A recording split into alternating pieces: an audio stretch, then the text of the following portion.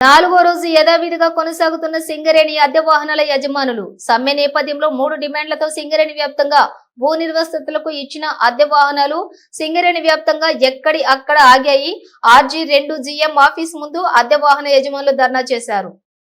సింగరేణి యాజమాన్యం అద్దె వాహన యజమానులకు కొత్తగూడెం పిలిచి చర్చలు జరిపారు. కానీ చర్చల్లో సింగరేణి అద్దె వాహన యజమానుల డిమాండ్స్ ఒకటి కూడా నెరవేరుస్తారని ఒప్పుకోవడం లేదని, కావున సింగరేణి వ్యాప్తంగా సమ్మెను ఇంకా ఉధృతం చేస్తామని, క్వారీలో దిగి వంట వార్పు కార్యక్రమం చేస్తామని, ఏమైనా జరగరానిది జరిగితే సింగరేణి బాధ్యత వహించాలని సింగరేణి భూ నిర్వాసితులు RG2 అద్దె వాహన యజమానులు డిమాండ్ చేస్తున్నారు. మరి సింగరేణి యాజమాన్యం వెంటనే ఇల్లు భూములు తీసుకొని ఉద్యోగాల పేరుతో భూనిజాస్తులు ఇంకా అప్పుల పాలు చేస్తుందే తప్పితే ఏం లేదు.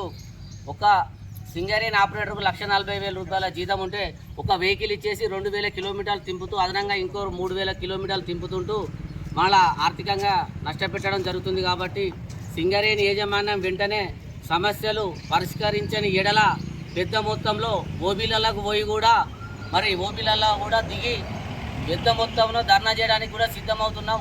మాకేమి ఓబీలలో దిగి ధర్నాలు చేయడం అనేది కొత్త కాదు. ఇంతకుముందు కూడా గతంలో కూడా ఓబీలలో దిగినాం, ధర్నాలు చేసినాం. నైట్ కూడా నిర్ద కూడా చేసిన పరిస్థితులు ఉన్నాయి. అక్కడనే వంట మార్పు చేసిన సందర్భాలు కూడా ఉన్నాయి.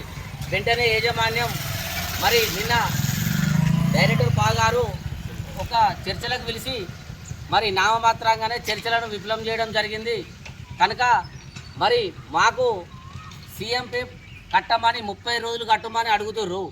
నిన్న సర్క్యులర్ జారీ చేసిర్రు యాజమాన్యం. ఏమని, మీరు అడ్డాల మీదకి వెళ్ళి బండ్లు తెచ్చుకొని నడిపియండి, అవసరం అనుకుంటే వాళ్ళకు రెగ్యులర్గా పేమెంట్ ఇవ్వండి, రోజు డైలీ వారీగా అంటుర్రు. వాళ్ళకు ఏ విధంగా డైలీ వారీగా చేస్తారు? మేము నెల రోజులు నడుపుతానేమో మాకు పేమెంట్ ఇవ్వడానికి మళ్ళీ నెల పడుతుంది, 25వ తారీఖు మళ్ళీ ఫస్ట్ వస్తుంది, కానీ ఫండ్స్ లేవంటుర్రు. కానీ రోజు డైలీ వారీగా కూడా వాళ్ళకు పేమెంట్ చేసి అడ్డాల మీద బండ్లు విలువమంటారు. యాజమాన్యం ఇట్లనే పోతే మాత్రం సమ్మె ఇదే విధంగానే కొనసాగుతుంది. రేపటి నుండి ఏమి జరిగినా కూడా పూర్తి బాధ్యత సింగరేణి వహించాలని చెప్పి సింగరేణి యాజమాన్యాన్ని హెచ్చరిస్తున్నాం. ఓనర్ల ఐక్యత.